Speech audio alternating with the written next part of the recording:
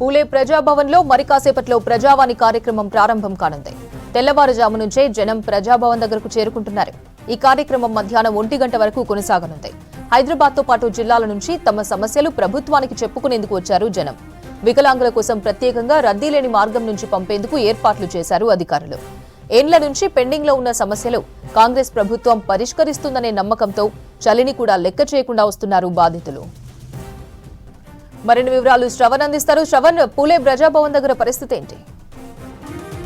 తెల్లవారుజాము నుంచే జనం ఇతర జిల్లాల నుంచి ప్రజాభవన్కి చేరుకుంటున్నారు. ప్రతి వారం మనం మంగళవారం, శుక్రవారం గమనిస్తున్నాం కదా, ప్రజాభవన్లో నిర్వహిస్తున్నారు. ఇదే అంశంతో ఇప్పుడు నార్మల్గా ప్రజాపాలన కార్యక్రమం ఒకవైపు కొనసాగుతుంది. అయినప్పటికీ కూడా జనం ప్రజాభవన్ దగ్గరికి ఏ విధంగా చేరుకుంటున్నారో మనం చూడొచ్చు విజువల్స్ లో. పేదోడికి నష్టపరిహారం కాజేసి కొంతమంది అధికారులు ఆదుకోవాలని 11 సంవత్సరాల నుంచి నిరీక్షణ చేస్తా ఉన్నారంట. వాళ్ళతో మాట్లాడే ప్రయత్నం చేద్దాం. ఏందమ్మా, ఎక్కడి నుంచి మీరు? ఏంది మీకు 11 సంవత్సరాలుగా నష్టపరిహారం అంటే ఎక్కడ ల్యాండ్ అక్విజిషన్ జరిగింది? ఏమైంది? 79లో భూదాన్ ల్యాండ్ బతకడానికి నిరుపేదలకు ఇచ్చిరన్న. ఇది 2010లో ఎన్హెచ్జీ వాళ్ళు నేషనల్ సెక్యూరిటీ గారికి తీసుకున్నారు.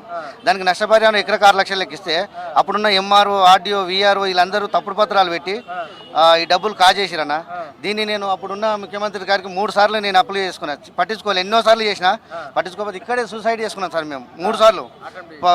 పెట్రోల్ పోసుకొని కాపాడి ఆర్డీఓకు కలెక్టర్ రాసిన అప్పుడున్న అధికారులు, ఎమ్మెల్యేలు వాళ్ళు చెప్పడం వల్ల మనం పట్టించుకున్న నాదుడే లేదు సార్. ఇబ్రపట్నం పిఎస్లో కేసు అయింది వాళ్ళపైన. పోలీసులు ఎటువంటి వాళ్ళపై చర్య కూడా తీసుకోవట్లేదు. పాత ఎమ్మెల్యే వాళ్ళకి అండదండలు ఉన్నాయని చెప్పేసి తీసుకోలేదు. ఇప్పటికీ మాకు న్యాయం జరగలేదు సార్. రేవంత్ రెడ్డి సార్ వచ్చింది కాబట్టి ఇప్పుడన్నా న్యాయం జరుగుతామని వచ్చినాం సార్. ఓకే, ఇంకా ఉన్నారు. ఏడికైనా వచ్చినావా? నేను మొగడంపల్లికి వచ్చిన సార్.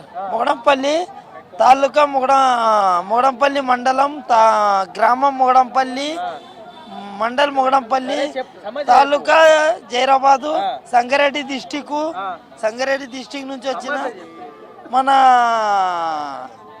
ఇది ఉస్మానియాలో పడతలేరు, మన ఇది నిమ్స్లో పడతలేరు, మన మాకు పడతలేరు. అందుకని సార్తో గెలవంకి వచ్చినాం సార్. అన్న, ఏమైంది? మీకు సమస్య ఏంది? హెడ్ కానిస్టేబుల్ నేను. ఇప్పుడు వర్క్ చేస్తున్న హెడ్ కానిస్టేబుల్? ఇప్పుడు ఆన్ డ్యూటీలోనే ఉన్నా. అయితే మా యొక్క భూమి నా సొంత ఊరు గట్టు. నా ఊరిలో నా యొక్క భూమి నేను కాపాడుకోలేకపోయినా. దానికి ఎస్ఐ గారు సహకరించి వాళ్ళకి పక్కల కబ్జా చేసుకున్న వాళ్ళకి సహకరించి 14 ఎకరాల ల్యాండ్ బలవంతంగా నన్ను ఒక రూమ్లో బంధించి ఆ యొక్క 14 ఎకరాల భూమి కబ్జా చేసుకున్న దారులకే నువ్వు చస్తావా రాసిస్తావా, చంపేస్తాము. టిఆర్ఎస్ లీడర్లు అండ్ ఎస్ఐ వాళ్ళకి సపోర్టు. గట్టు ఎస్ఐ నందికర్. కాదన్న, నువ్వు డిపార్ట్మెంట్ లో పనిచేసేటోనివి, చాలా ధైర్యంగా పనిచేసేటోనివి, జనం సమస్యలు తీర్చేటోనివి, జనం సమస్య వినేటోనివి, నీకే ఇంత ఇబ్బంది? 4 గంటల వరకు నేను మాటినలే. నువ్వు కేసు అని చేసుకో, ఏమైనా చేసుకో, నన్ను ఎందుకు బంధించినావు, రూమ్ లో ఎందుకు తాళాలు వేసినావు అంటే నువ్వు ఏమని ఉంటే వాళ్ళతో మాట్లాడుకో అని బలవంతంగా మీ తమ్ముడిని చంపేస్తాము లేదా మీ అన్న కొడుకుని చంపేస్తాము, నువ్వు రాసిస్తావా లేదా భూమి అంటే వాళ్ళకి ఎస్ఐ గారు బలవంతంగా నువ్వు ఏదైనా మాట్లాడుకొని నాకు ఉచిత సలహాలు ఇచ్చి ఈరోజు నా యొక్క ల్యాండ్ మొత్తము వాళ్ళకి రాసిచ్చేటట్ల సంతకాలు పెట్టినాం. కానీ నేను రిజిస్ట్రేషన్ చేసేయలేదు. నాకు జడ్జిమెంట్ కాపీ ఉంది, ల్యాండ్ పట్టదారు ధరని అన్ని టోటల్ ఉన్నాయి. వాళ్ళకి మాకు సంబంధం లేదు. కాకపోతే పక్కల భూమి వాళ్ళది. ఆ పక్కల భూమి వాళ్ళు ఆక్యుపై చేసుకోవడం వల్ల మమ్మల్ని చాలా చంపుతామని బెదిరించి లాస్ట్కి ఒక రోజు పోలీస్ స్టేషన్ దగ్గర కేసు పెట్టమని పోతే లాస్ట్కి 40 మంది వచ్చి నన్ను చంపడానికి కూడా ఎస్ఐ సమక్షంలోనే వాళ్ళు ఉరుకులాడుతుంటే ఎస్ఐ వాళ్ళని ఏమాత్రం ఇంత కూడా బెదిరియలేదు. ఏమన్నంటే కోర్టుకు పోన్నాడు. నన్ను కోర్టుకు పోయినా, మరి కోర్టుకు పోయిన తర్వాత నాకు జడ్జిమెంట్లు వచ్చినాయి. ఎలాంటి కొద్దిగా న్యాయం జరగాలి కదబ్బా. ఇగో ఇది జడ్జిమెంట్లు. కనీసము నాకు న్యాయ ప్రకారంగా నేను న్యాయం కోరుతున్నా. నాకు జడ్జిమెంట్ వచ్చిన తర్వాత నాకు సపోర్ట్ చేస్తారా, అవతల సపోర్ట్ చేస్తారా అంటే ఒక డిపార్ట్మెంట్లో ఒక తక్కువ అంటే చిన్న స్థాయి ఉద్యోగస్తున్ననే కదా, చిన్న స్థాయి ఉద్యోగస్తున్నని నన్ను ఒక హేళనగా చూస్తున్నాడు ఆయన. ఎంత జాగ ఎంత అది? 14 ఎకరాలు మొత్తం మా కుటుంబ సభ్యుల మీద 14 ఎకరాల ల్యాండ్ అది. ఎలాంటి పక్కల ఆక్యుపై చేసిన వాళ్ళకి సెంటు కూడా ఆధారాలు లేవు. కాకపోతే పక్కల పొలాలు వాళ్ళవే. మాది లాస్ట్ సర్వే నెంబర్ ఇది. సో మనం చూస్తున్నాం కదా, సామాన్య జనమే కాదు, ఈయన ఒక హెడ్ కానిస్టేబుల్, ఈయనకి కూడా అన్యాయం జరిగింది. ఈయన ధరణి వల్ల ఈయన కూడా ఇబ్బంది పడ్డాడు అనేది ఆయన ఇక్కడికి వచ్చి ఫిర్యాదు చేసే ప్రయత్నం చేస్తా ఉన్నారు. ఇంకో ఆయన మాట్లాడదాం.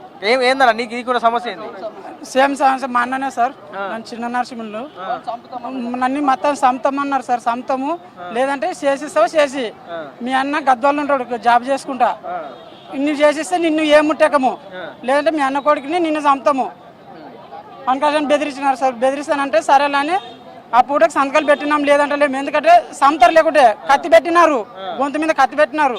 ఇంకా సరేలే అని ఆ పూటకు ఒప్పుకున్నాము. తర్వాత ఇక మమ్మల్ని చేసేయలేదు, మాకు నాన్న జరుగుతుందని ఇక్కడ వచ్చినాం. అది మనము ఒకసారి ప్రతి ఒక్కరి చేతిలో చూడవచ్చు, పేపర్లు కనబడతా ఉన్నాయి, కాగితాలు కనబడుతున్నాయి. ఇగో ఈయన చేతిలో కాగితం కనబడుతుంది, ఇటువైపు చూస్తే ఈయన చేతుల కాగితము, ఇటువైపు చూస్తే ఈయన చేతుల కాగితం. ఇట్లా ప్రతి ఒక్కళ్ళు కూడా వాళ్ళకు ఉన్నటువంటి సమస్యను ఈ రాష్ట్ర ప్రభుత్వం దృష్టికి ప్రజావాణి ద్వారా తీసుకెళ్తే మా సమస్య పరిష్కారం అవుతుందని ఇక్కడికి వచ్చినటువంటి జనం భావిస్తా ఉన్నారు. హైదరాబాద్ నుంచే కాకుండా ఇతర జిల్లాల నుంచి తెల్లవారుజామున హైదరాబాద్కి చేరుకొని ప్రజావాణి బేసిక్గా 10 గంటల నుంచి 12 గంటల వరకు జరుగుతుంది. కానీ తెల్లవారుజామునే ఇక్కడికి చేరుకొని లైన్లో వేచి చూసి ఆ పత్రాలు, వాళ్ళ దగ్గర ఉన్నటువంటి పత్రాలన్నింటినీ లోపలికి తీసుకెళ్లి వాళ్ళకు ఉన్నటువంటి సమస్య చెప్పేటువంటి ప్రయత్నం చేస్తా ఉన్నారు. ఇంకా చాలా మంది వచ్చారు, మాట్లాడే ప్రయత్నం చేద్దాం. ఏం బ్రదర్, నీకున్న సమస్య ఏంది? ఎడికైనా వచ్చినావు?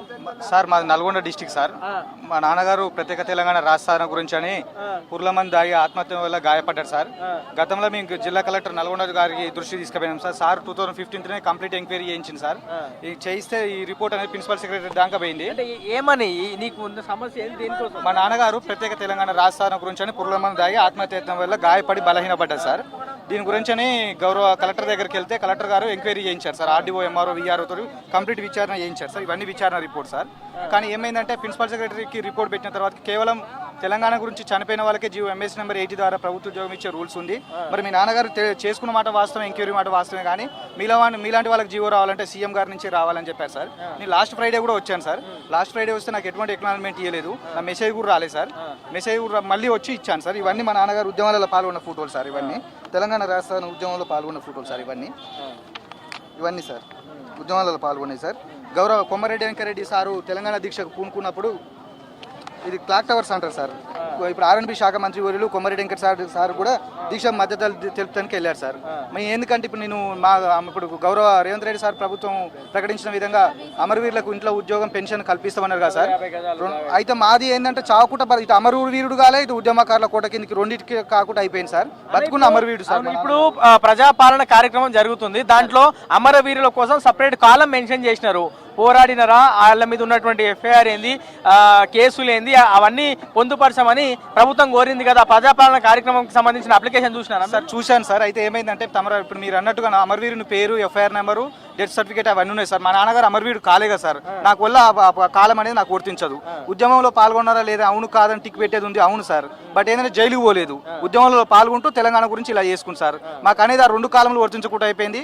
నా ఇంట్లో పరిస్థితి కూడా చావకుండా ఆనాడు తెలంగాణ ఒక ప్రాంతం కోసం మా నాన్నగారు తెగించి పోరాడి ఒక కుటుంబాన్ని పట్టించుకోకుండా రాష్ట్రం వస్తే మాలాంటి పేదలకు న్యాయం జరుగుతుందని చెప్పి ఈ తెలంగాణ ప్రాణత్యాగాన్ని సిద్ధపడ్డారు సార్. గౌరవ రేవంత్ రెడ్డి సార్ మాలాంటి వాళ్ళు ఉండరు సార్. మా తెలంగాణ రాష్ట్రాల గురించి గాయపడి బలహీనపడ్డ వారు ఉండరు.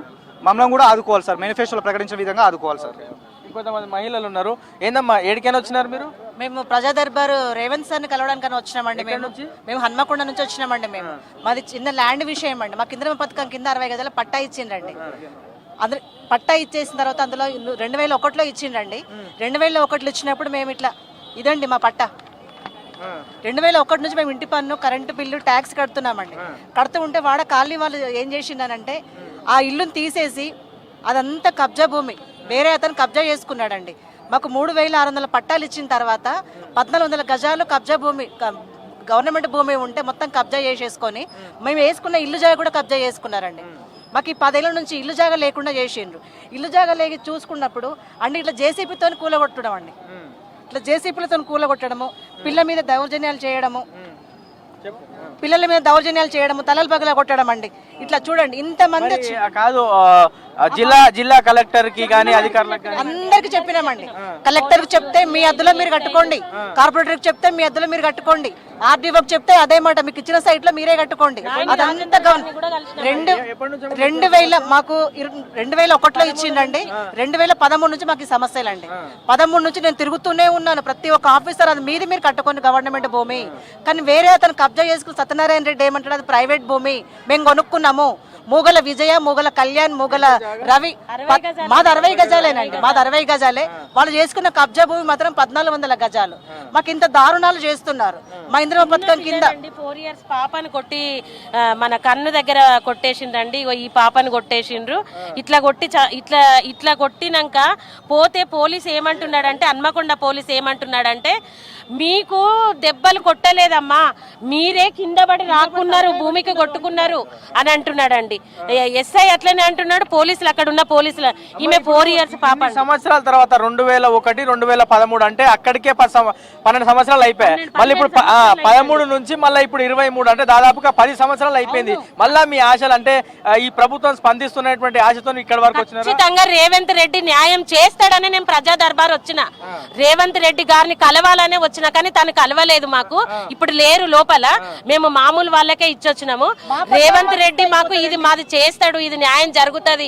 ఆడపిల్లలు 3 ఆడపిల్లలు, నాకు ఒక జాబ్ అన్ని ఇస్తాడు, లేదా పిల్లలకు జాబ్ అన్ని ఇస్తాడు, నాకు కనీసం నా పోయిన జాగనన్న నాకు ఇస్తాడు, నా ఇంటికి ఆర్థిక సహాయం చేస్తాడు, 5 లక్షలు 10 లక్షలు ఇల్లు కట్టుకోమని ఇస్తాడన్న ఆశతోనే ఇక్కడికి వచ్చినన్నా నేను.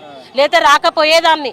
తినడానికి తిండి లేదు, బాత్రూమ్ లో దొడ్డి పోదామంటే బాత్రూమ్ గులగొట్టిండ్రు, రోడ్లు తీసిండ్రు, మోరీలు తీసిండ్రు, ఇంకా ఏమి లేదన్న అక్కడ. మాకు ఏ ఆశ లేకుండా ఆశ పెట్టుకొని ఇక్కడికి వచ్చినామన్నా. ఈ రోజు ఫ్రీ బస్సు కూడా నాకు దొరకలే.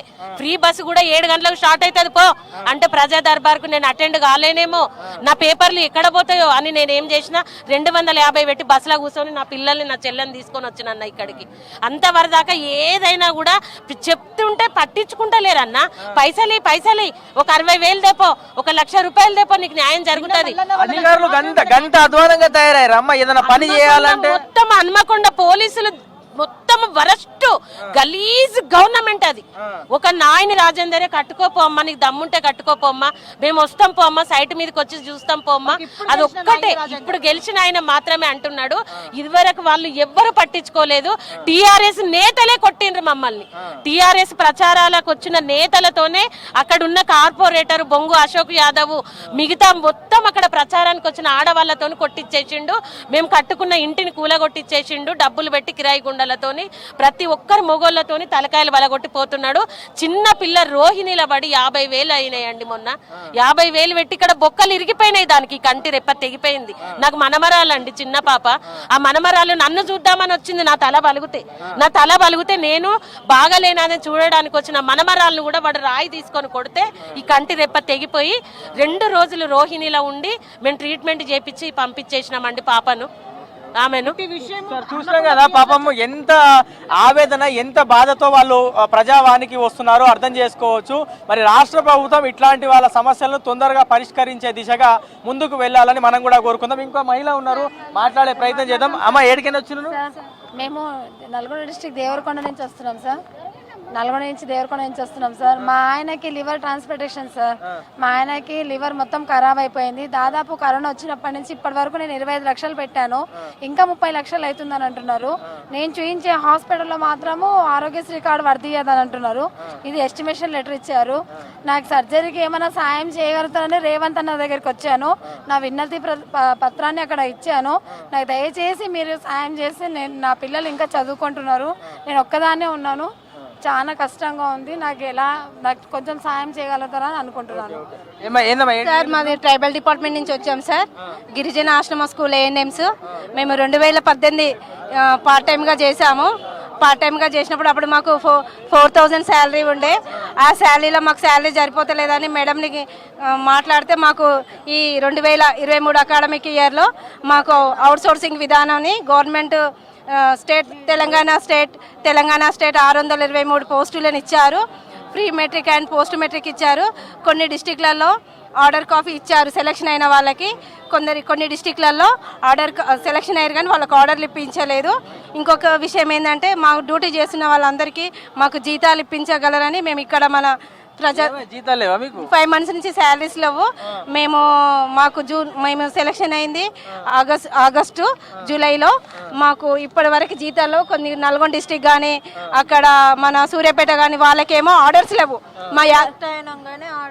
మా యాదాద్రి డిస్టిక్, జనగాం డిస్టిక్ వాళ్ళు, ములుగు డిస్టిక్, వరంగల్, సిద్దిపేట కొన్ని డిస్టిక్లకి ఆర్డర్లు ఇచ్చారు కానీ మాకు జీతభత్యాలు లేవు సార్. మాకు జీతాలు ఇవ్వాలని మా ట్రైబల్ డిపార్ట్మెంట్ నుంచి వచ్చాము. ఏఎన్ఎంస్, ఆశ్రమ school ANMs, free metric, post matric ANMs sir, out sourcing విధానంలో.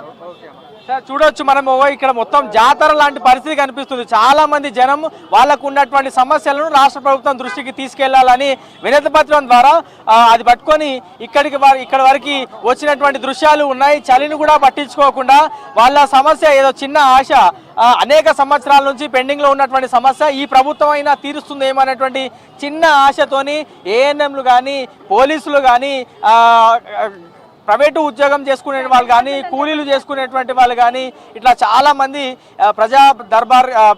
ప్రజాభవన్ దగ్గరికి వచ్చి వాళ్ళకు ఉన్నటువంటి సమస్యలు తెలిపేటువంటి ప్రయత్నం చేస్తున్నారు. ఇగో ప్రతి ఒక్కళ్ళ చేత ఇట్లా విజ్ఞప్తి పత్రాలు కనిపిస్తూ ఉన్నాయి. వాళ్ళకు ఉన్నటువంటి సమస్య మొత్తం కూలంకుషంగా డీటెయిల్గా మెన్షన్ చేసి ఇక్కడికి తీసుకొస్తున్నారు. రాష్ట్ర ప్రభుత్వం పట్టించుకునేటువంటి ఆశతోని ఈయనతో మాట్లాడదాం. పెద్దయినతో ఎడికెళ్ళి వచ్చిన పెద్దయిన? మేము యాదగిరిగుట్ట జిల్లా రాజాపేట మండల్ రేణుగుట్ట గ్రామం. నేను ఉండేది మేడ్చల్ ఉంటా. 35 సంవత్సరాలు అవుతుంది. ల్యాండ్ 2003లో పట్టా ల్యాండ్ ప్లాట్ తీసుకున్నాం. 2003లో రిజిస్ట్రేషన్ అయింది.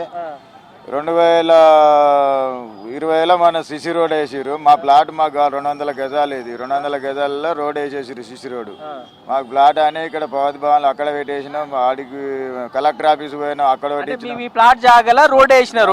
మీకు కంపెన్సేషన్ ఏమి ఇవ్వలేదు? మాకు ఏ కమిషన్ మాకు ఇన్ఫర్మేషన్స్ అయితే ఇవ్వలేదు. మాకు ఎలాంటి సౌకర్యం మాకు ఏం చెప్పలేదు. ఇంకొంతమంది శానిటేషన్ సంబంధించి అవుట్ సోర్సింగ్, హౌస్ కీపింగ్ అండి. నల్గొండ గవర్నమెంట్ మెడికల్ కాలేజీలో శానిటేషన్ సెక్యూరిటీ వర్కర్గా పనిచేస్తాం మేము. గత 5 సంవత్సరాల నుంచి మమ్మల్ని దాంట్లో జాయిన్ చేసుకున్నారు. జాయిన్ చేసుకున్న తర్వాత మాకు శాలరీ ఇచ్చే విధానం కానీ, మాకు టెండర్ మార్పిడి విధానం కానీ ఇంతవరకు మాకు జీతాలు ఏం పెంచలేదు. 5,000 రూపాయలు ఇచ్చి మమ్మల్ని అందరితోటి వర్క్ చేయించుకొని, మాతోటి సాకిరి చేయించుకొని మమ్మల్ని అందరినీ 5 సంవత్సరాలుగా ఇబ్బంది పెట్టి అక్కడ స్థానికంగా ఉన్న కలెక్టర్ గారు, అక్కడ ఉన్న ప్రిన్సిపల్ మేడం గారు, అక్కడ యాజమాన్యం వీళ్ళంతా కలిసి మమ్మల్ని కావాలని మాతోడు సాకిరి చేయించుకొని, పని చేయించుకొని మాకు జీతం ఇవ్వకుండా మిమ్మల్ని వెలగొడతాం, మీకు సంబంధం లేదు, ఇక్కడ మీకు ఎటువంటి హక్కు లేదని అనే భయభ్రాంతులకు మమ్మల్ని అందరినీ గురి చేసి అక్కడ డిపార్ట్మెంట్ వాళ్ళు కలెక్టర్తో సహా ఈక్వల్ అప్పుడున్న ఎమ్మెల్యే గారు కూడా మమ్మల్ని అందరినీ బెదిరించారండి. ప్రస్తుతానికి మాకు జీతం కావాలని, ఆ జీతం కొరకు మమ్మ టెండర్లు మార్చి తదుపరి వెంటనే మాకు జీతాలు అందజేయాలని ఇక్కడ ప్రజావాణిలో కలిసి ముఖ్యమంత్రి గారికి ఇవ్వడం జరిగిందండి. ఎన్ని సంవత్సరాలు పని చేస్తున్నాను? 5 సంవత్సరాలు. 5 సంవత్సరాలు. 5 సంవత్సరాల సంది జీతం వేస్తలేరు. ఇప్పుడు 5-6 నెలల సంది జీతాలు వేస్తలేరు. 5 నెలల సంది. జీతం ఎంత? 6,000 సార్. 5,000 6,000 అయినా కానీ వేస్తనే లేదు. 6 నెలల సంది. ఇంకా 6 నెలల నుంచి జీతం లేకపోతే ఎట్లా నడుస్తుంది అక్క? మరి ఈ రోజున జీతం లేకపోతే నడవని పరిస్థితి. ప్రతి నెల ఈ నెల వేస్తాం, ఈ 10 రోజులలో వేస్తాం, 15 రోజులలో వేస్తాం. వచ్చి డ్యూటీలు చేయరు అని అంటే మేము ఎందుకు మానుకోవాలని మేము చేస్తున్నాం. ఆ జీతాలు వేస్తలేరు, మాకు టెండర్ మారనిస్తలేరు. నల్గొండ గవర్నమెంట్ మెడికల్ కాలేజీలోని సెక్యూరిటీ మరియు శానిటేషన్ సిబ్బందికి జీతాలు గడిచినటువంటి 5-6 నెలల నుంచి లేవు అనేది వాళ్ళు చెప్తా ఉన్నటువంటి మాట. మొత్తం 35 మంది స్టాఫ్. 35 మంది స్టాఫ్ సార్. ఏమంటున్నారు? రేపేస్తాం, ఆపేస్తాం అని ఇట్లా 6 months నుంచి ఇదే బెదిరింపు సార్. ఇంతవరకు వేయలేదు. ఫస్ట్ కానీ కూడా 6 నెలలు అవుతుంది. 6 నెలల నుంచి కూడా మాకు జీతాలు రావట్లేదు సార్. మళ్ళీ 10 రోజులు లీవ్ వేసుకుందామన్నా కానీ వేయలేని పరిస్థితి ఉన్నది. 1 రోజు 2 రోజులు లీవ్ వేసినా కానీ ఎందుకు లీవ్ వేసిరు అనే కాడికి వచ్చింది. ఇప్పుడు ఇక్కడికి వచ్చినా కానీ ఎవరికి చెప్పిపోయారు అనే పరిస్థితి కూడా వస్తుంది సార్. చూస్తా ఉన్నాం కదా ఎన్నో ఇబ్బందులతోని జనం ఇడికి వస్తున్నారో, ఎన్నో ఆశలు పెట్టుకొని ఇక్కడికి వస్తున్నారు. చాలా మంది సుదూర ప్రాంతాల నుంచి వస్తున్నారు. హైదరాబాద్కి రావాలంటే దాదాపుగా 300-400 రూపాయలు ఖర్చు అవుతుంది. 3-4 గంటల సేపు ప్రయాణం చేసుకొని హైదరాబాద్కి రీచ్ కావాలి. అయినప్పటికీ కూడా చలిని కూడా లెక్క చేయకుండా బస్సులు అంటే ఉదయం పూట బస్సులు దొరకకపోయినా వాళ్ళు ఆటోలోనో లేకపోతే వ్యాన్లోనో డీసీఎంలు కట్టుకొని హైదరాబాద్కి వచ్చినారు. ప్రజావాణిలో వాళ్ళకి ఉన్నటువంటి సమస్యలు తెలియజేసేటువంటి ప్రయత్నాలు వాళ్ళందరూ చేస్తూ ఉన్నారు. రాష్ట్ర వ్యాప్తంగా ప్రతిరోజు కొన్ని వేల సంఖ్యలో ఫిర్యాదులు వస్తున్నాయనేది మంత్రులు కానీ నాయకులు కానీ చెప్తా ఉన్నారు. గడిచినటువంటి వారం వరకు మనకు ఉన్నటువంటి సమాచారం, మంత్రులు చెప్పినటువంటి డాటా ప్రకారం చూస్తే దాదాపుగా 22,000 ఫిర్యాదులు, దరఖాస్తులు ప్రజావాణిలో జనం వచ్చి ఇచ్చారు అనేటువంటి మాట వాళ్ళు చెప్పారు. సో ఈ సంఖ్య మరింత పెరిగేటువంటి అవకాశం కనిపిస్తా ఉంది. ఇంకా చాలా మంది వచ్చారు, మాట్లాడే ప్రయత్నం చేద్దాం. అన్న, ఎడికైనా వచ్చినావు? ఇక్కడ సికింద్రాబాద్ రసూల్పుర వార్డ్ నెంబర్ 2 అండి. మాకు మా పాత ఇండ్లు తీసేసి 30 సంవత్సరాల పైన అయింది. మాకు కట్టిస్తామని చెప్పేసి మా ఇండ్లు తీసుకొని ఇంతవరకు ఇవ్వలేదు. దానికి సంబంధించి ఇంతకు ముందుకు ఎవరైతే మన గౌరవ ముఖ్యమంత్రి యనమల రేవంత్ రెడ్డి గారు అప్పుడు ఎంపీగా ఉన్నారు, వాళ్ళు లెటర్ ఇచ్చినా కానీ హైదరాబాద్ డిస్ట్రిక్ట్ కలెక్టర్ కానీ డబుల్ బెడ్రూమ్ మీకు రావాలి అంతేనా? ఓకే. సో ఇది ఇట్లా ఈ అంశాల పైన అనేక మంది ఇక్కడికి వచ్చి వాళ్ళ విజ్ఞప్తులు చెప్పేటువంటి ప్రయత్నం చేస్తా ఉన్నారు. మరి రాష్ట్ర ప్రభుత్వం దీని మీద తొందరగా స్పందిస్తుందని ఆశిస్తున్నారు. తొందరగా స్పందించి వీళ్ళ సమస్యలు దూరం చేయాలని మనం కూడా కోరుకుందాం. ఇది ప్రస్తుతం ప్రజా భవన్ దగ్గర జనం తాకిడి, వాళ్ళ సమస్యల పైన పూర్తి update. Right, thank you Shravan.